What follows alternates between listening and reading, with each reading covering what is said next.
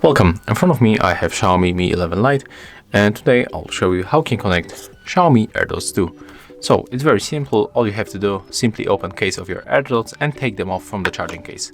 When you take a look on them, on the above indicator is blinking on the white color, so it means that they are moved to the pairing mode, and we have to open the Bluetooth settings on our Mi 11 Lite.